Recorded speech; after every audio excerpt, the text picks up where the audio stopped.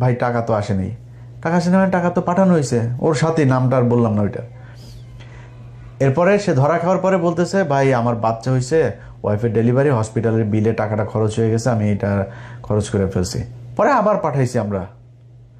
এরপরে আবার ফের এই ইয়ে তুলে তুলে তারপরে তাদেরকে টাকা পাঠানো হয়েছে। নুরু এত সহজ না। আমেরিকার জীবন, আমেরিকায় আসে আর টাকা গাছ থেকে পড়ে যায় এরকম না। এখানে যারা স্যুট টুট পরেও বাংলাদেশে যায় না, এরা এখানে কে কি করে। তোর তো 14 গোষ্ঠীর মধ্যে মনে হয় আমেরিকা কেউ থাকে না, থাকলে জিজ্ঞেস করিস।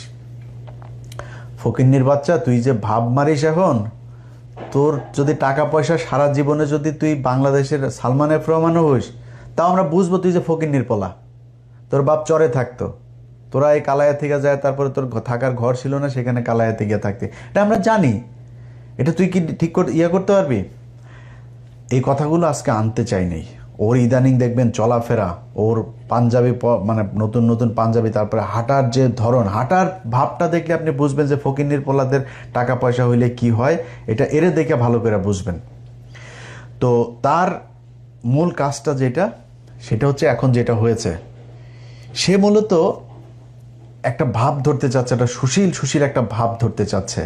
মাঝে মাঝে দেখবেন মবের বিরুদ্ধে কথা বলে, মব হচ্ছে এই সে এরকম কথাবার্তা বলতো দেখতেন না।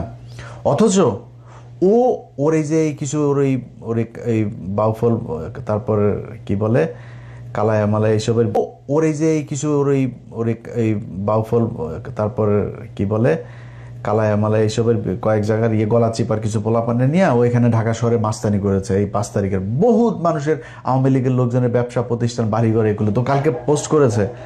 আমি করেছি। ও যে কাজগুলি ও করে, এই কাজগুলো আমার উপর দিয়ে চালিয়েছে। তুই নুরু শোন, তোর একটা কথা বলি, তোর কোনো বাপেরে যদি কোনোদিন জানতে পারিস যে ইলিয়াস কোনো ব্যবসা প্রতিষ্ঠানে কোনো কারোর কাছে যায়, তারপরে চাঁদাবাজি করছে, কারোরে তদবির করে করছে, বেটা বদলি করা তো পরের কথা, তদবির করছে কিনা তুই এটা খোঁজ নিস, যায় কারোরে কোনদিন করছে কিনা। যদি একটা দেখাইতে পারিস, নিজের জুতা দিয়ে নিজের গালে লাগাবো। তুই তোর মতো মনে করিস তুই সবাই রে, সে এগুলো কালকে পোস্টে লিখেছে। প্রথম